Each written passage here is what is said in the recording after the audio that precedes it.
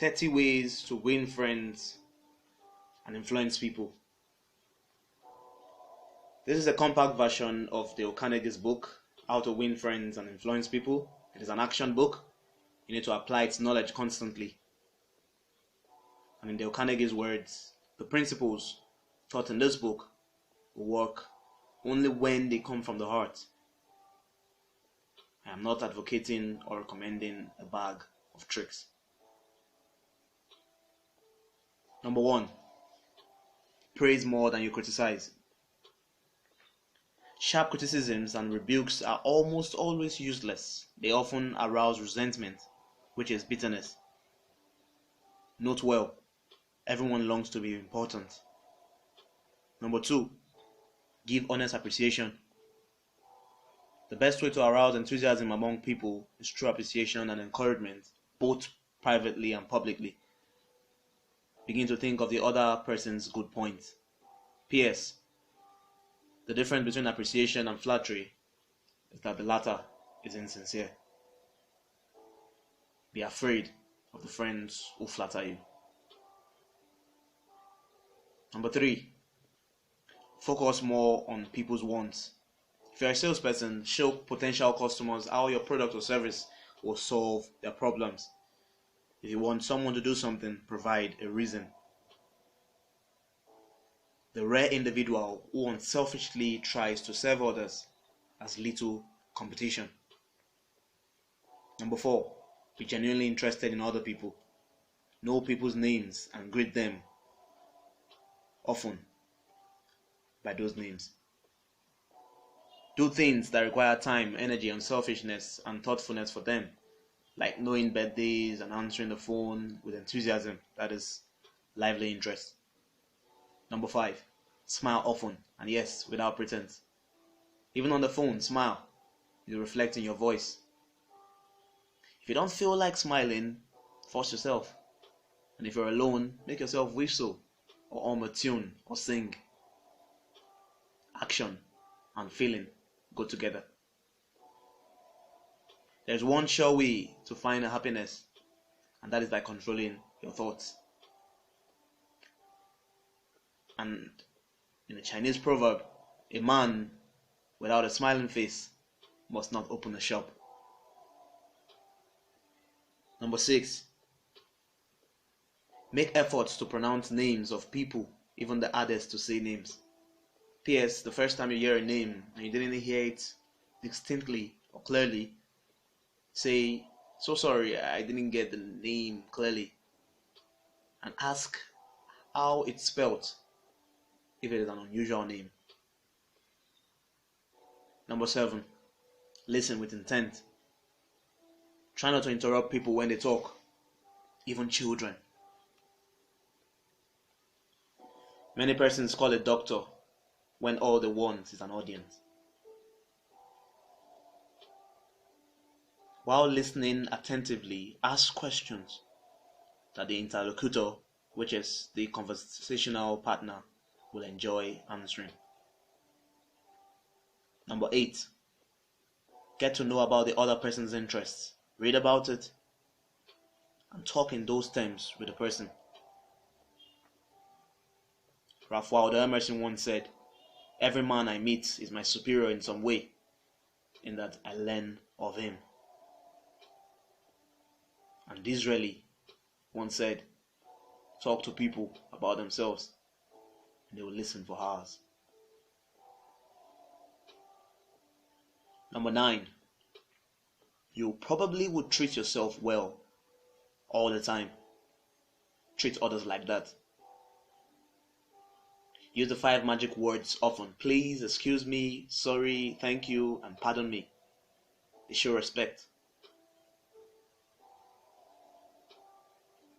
Number 10, try to avoid arguments. Most times, arguments end in each contestant being more convinced that they were right. Buddha once said, "A misunderstanding is never ended by an argument, but by tact, diplomacy, conciliation, and a sympathetic desire to see the other person's point of view." Anyone who takes the time to disagree with you is interested in the same things you are. You may turn your opponents into friends.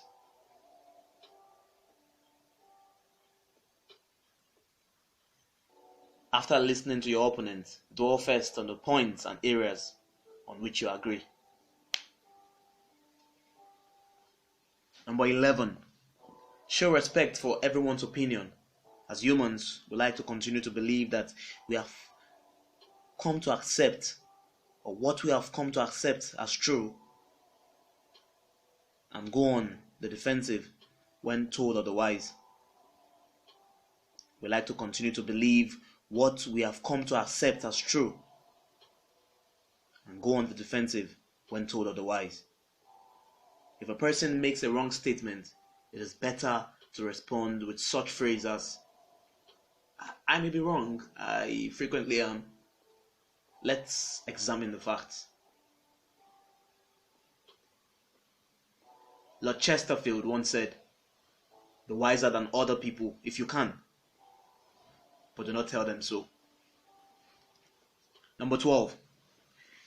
When you make a mistake, admit it quickly and emphatically. That is, beyond doubt, without question. Saying, I am at fault and there is absolutely no excuse for my blunder can go a long way. Number 13. Be gentle and friendly in speech. Abraham Lincoln once said, people don't want to change their minds, but they may possibly be led to if we are gentle. Here's a fact. Daniel Webster, a successful advocate, was famed for using remarks such as, it will be for the jury to consider, and this may perhaps be worth thinking of. Let that sink in.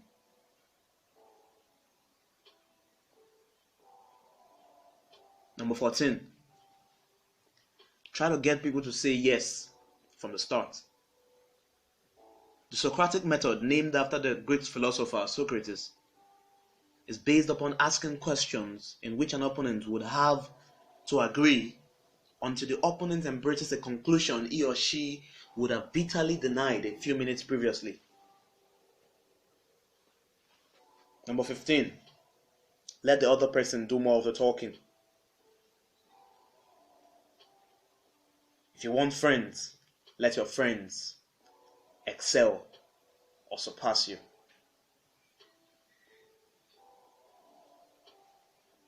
Number 16. Make suggestions and let the other person reach the conclusion. That way, he or she would feel the idea was his or hers.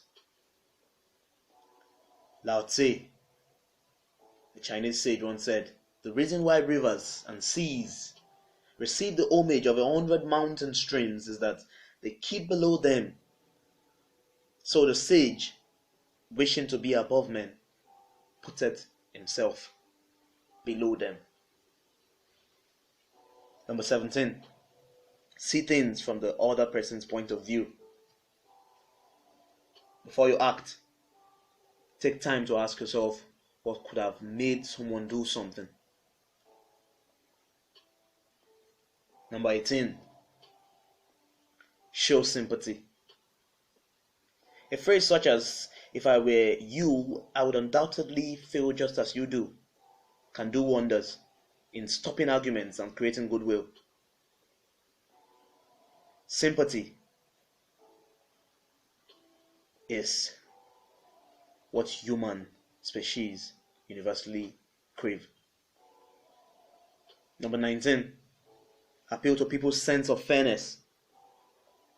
If you make people feel that you consider them honest, upright, and fair, even the most inclined to deceit persons will react favorably. Number 20. Adopt dramatizing techniques. Don't just talk about your ideas, demonstrate them. Number 21. People love challenges. It's a chance for self-expression. Therefore, try to stimulate healthy competition especially within workers or students. Number 22, before speaking of someone's fault, praise their merits. Before speaking of someone's faults, praise their merits. Number 23, try indirect criticism. One way to do this is by substituting the conjunction and for its counterpart, but. For example, let's say parents talking to their kids. We are proud of you raising your grades this term, and by continuing the same conscientious efforts or painstaking efforts next term, your math grade can be up to all the others. Instead of saying, but if you had worked harder on your math, the results would have been better. Number 24. Humble yourself whilst praising the other person. Mention your mistakes before mentioning the other person's. Number 25. Turn direct orders into friendly questions.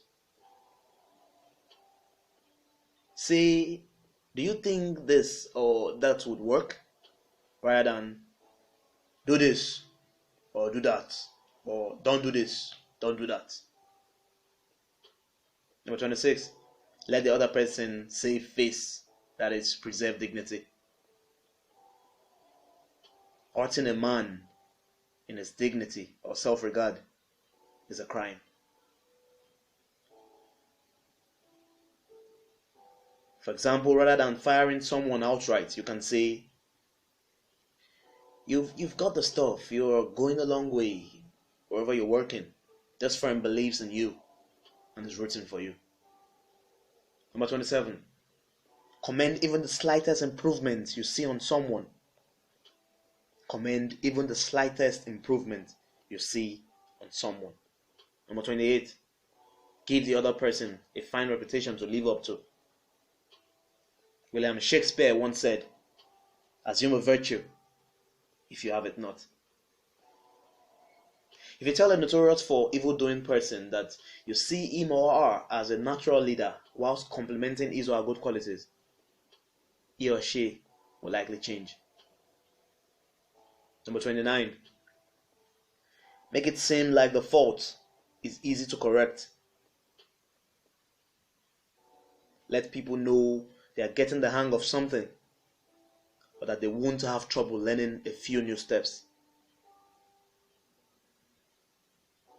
Number 30.